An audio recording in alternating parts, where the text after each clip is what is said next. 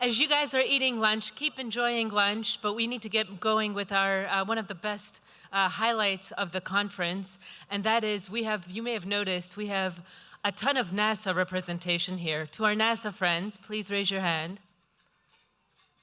Thank you so much for coming to our region, braving the snow last night and being here with us today. And to kick off our NASA portion of the evening or the afternoon, I have the pleasure of introducing a person who comes from a district in Pennsylvania that is very near and dear to my heart. In fact, some would say Pennsylvania District 8, a place called Beach Lake, Pennsylvania in the Poconos, is where my love for space originated.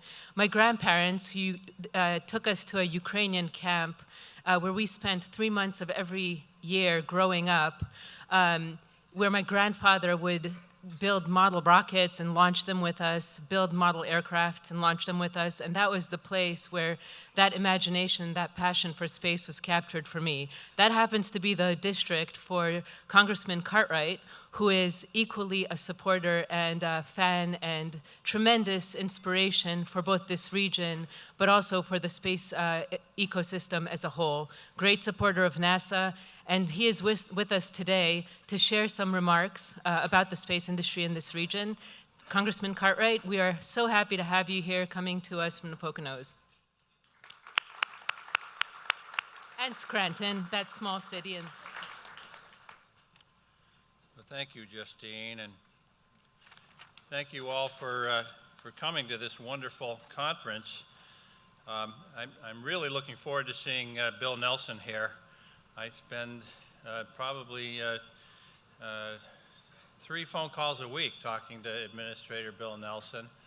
I became the chair of the subcommittee of appropriations in Congress that funds the space program.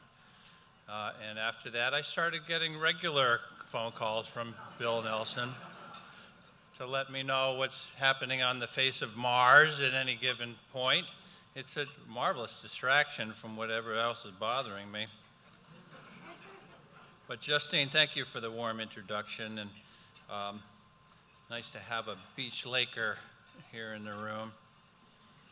I'm excited to be here with so many people focused on the shared goal of fulfilling our space exploration potential. You heard John Thornton of Astrobotics say, space will be done here. In other words, our 3-state Keystone Region. As we set our sights on that goal, let's keep in mind that we have in common a lot of things, where we are strong and how we can improve. Weighing these factors as we mold our plan will help us make the way to success. We in the Keystone Region share an important chapter in our nation's industrial history. We're known for our production of iron, coal, steel, lumber, textiles. We propelled the economy through the industrial age, and where I live in northeastern Pennsylvania, that was settled as companies forged iron into rails for a railroad that itself would soon also be shipping coal from mines like in the Lackawanna mine, which only closed in 1966. Scranton was actually the first city to be entirely electrified.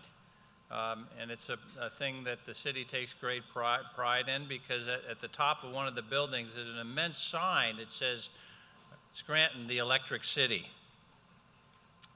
Many other Keystone Region towns and cities have similar firsts, as well as large imprints from the people who made things happen in our economies.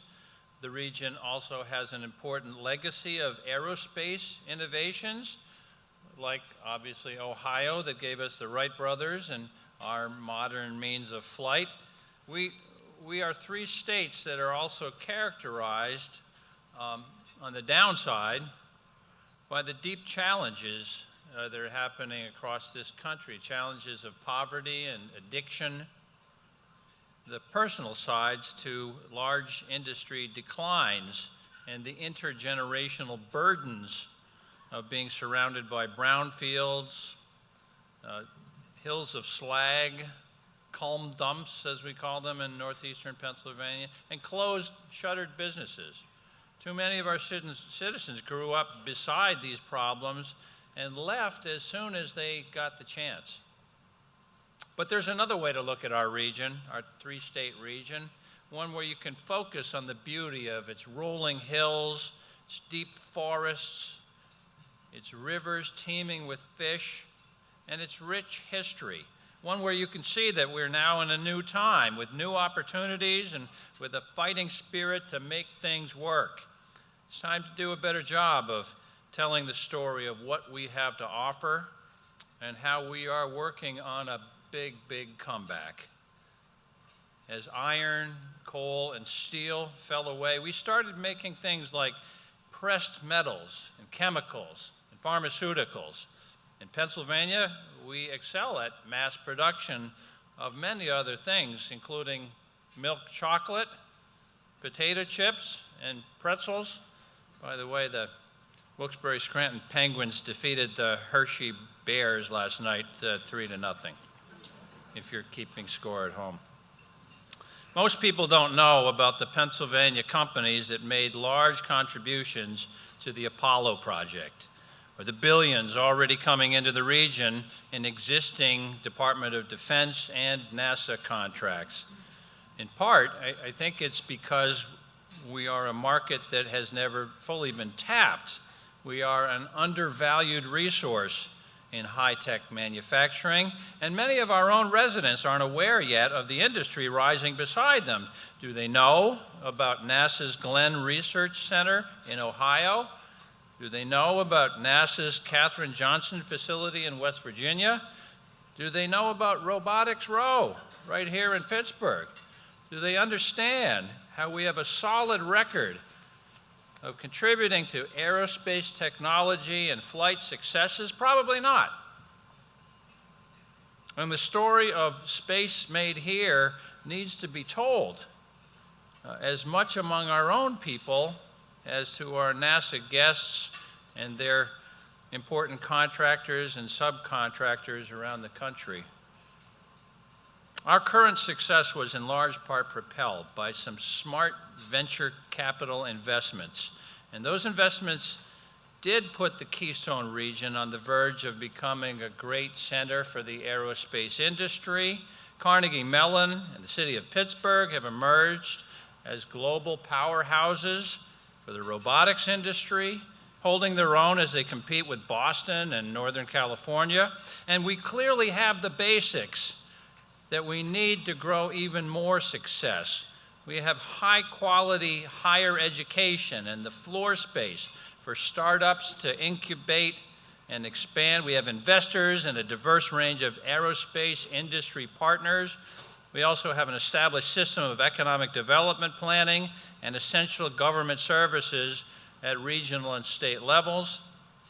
Again, where I come from, in northeastern Pennsylvania, we've seen some important growth in the aerospace industry and in a robust internal supply chain.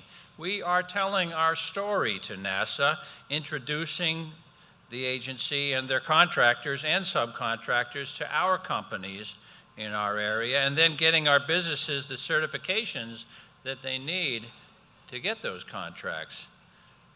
As I said, at the beginning of this Congress, I became the chairman of the Appropriations Subcommittee on Commerce, Justice, and Science.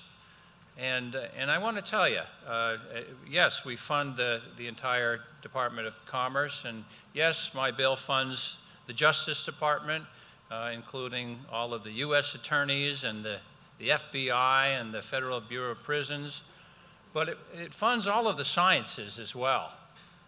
And it funds the entirety of the National Science Foundation and all of the space program, NASA.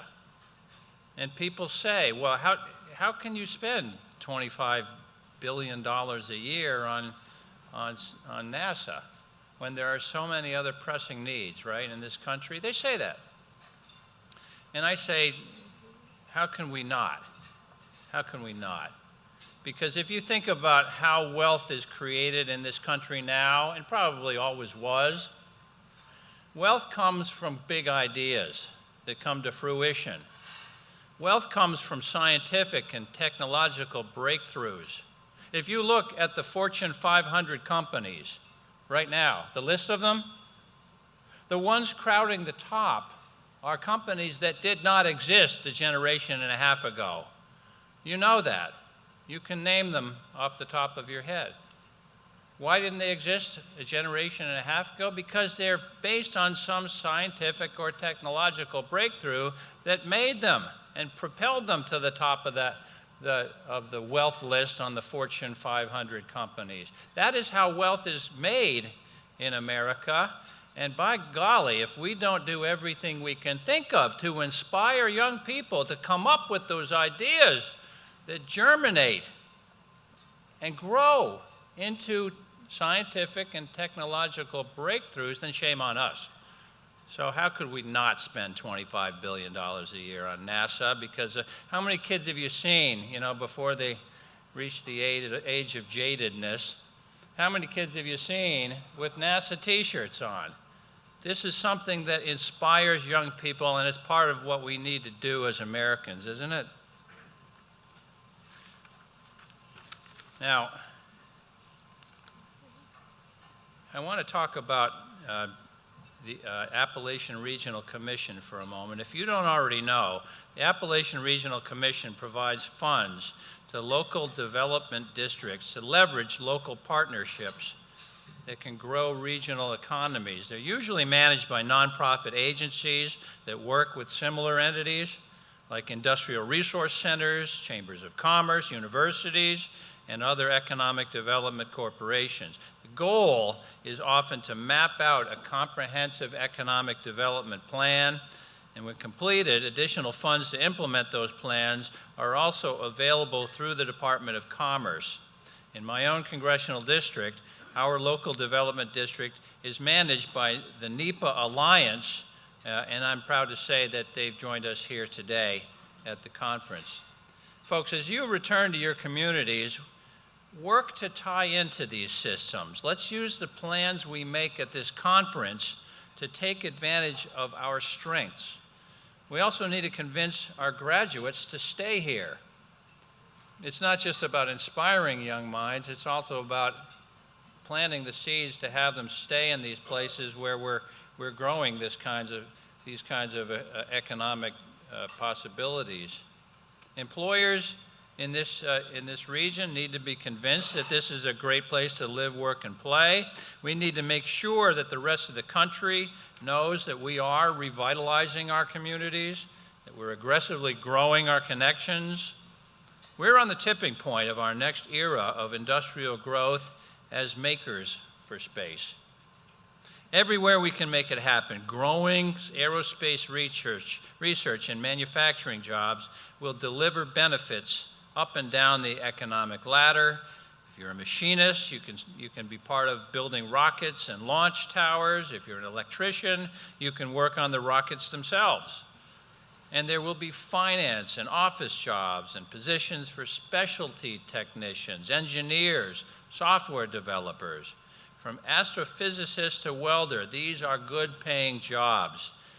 And I've been told by NASA that an astronaut's best friend is his or her welder, since only a few inches of metal stand between the astronaut and the cold blackness of space or the lethal heat of re-entry. The fact is, NASA needs us. The biggest commercial space companies need us. The space economy cannot grow at the rate needed for the Artemis, Mars, and other space programs. It can't do it only by tapping certain companies in California, Florida, or Alabama. Those states may have a bit of a leg up on the rest of the country right now, but Morgan Stanley estimates the space economy could triple in the next 20 years, growing to $1 trillion by 2040, and exports will be a big part of this. Aerospace innovation is important because it is responsible for so many quality of life advancements on Earth. Space R&D dollars can revolutionize production and bring exciting new products to our everyday lives. I'm talking about the next aluminum foil, invisible braces, or infrared ear thermometers. We need to do all of this in a way where we're not dependent on our economic and security rivals abroad. Let's make it in America. China and Russia fiercely compete with us in space as well as down here on Earth. And over the last decade, 20 new countries have created national space agencies, with the number of countries with at least one satellite in space now up to 80. No one, of course, is aiming higher than China. Like us, they've landed a rover on Mars. They're planning to land on the moon this decade. China and Russia may also collaborate on a new space station as we develop our own commercial stations to replace the ISS. So our task then is to keep scientists, company headquarters, and company manufacturing in America, in the United States, or really right here in the Keystone Region. That will help us score more of NASA's billions to study and explore our solar system. These billions can mean more partnerships with private companies, even small businesses. In Pennsylvania, Ohio, and West Virginia, the investments will promote STEM learning at all levels, which in turn keeps research and development funds flowing in our direction. And in return for these dollars, we'll shorten supply chains. We'll invent new materials. We will supply stellar schools and workers. We'll provide livable and enjoyable communities. We'll supply the overall economic development vision and leadership for space exploration manufacturing. So I'm here to say I commend the founders of the Keystone Space Collaborative for your vision and dedication to mapping out the constellation of our region's assets. Thank you for bringing our potential in this country and in the tri-state region into sharp focus. Together, we can make space happen. Thank you all so very much.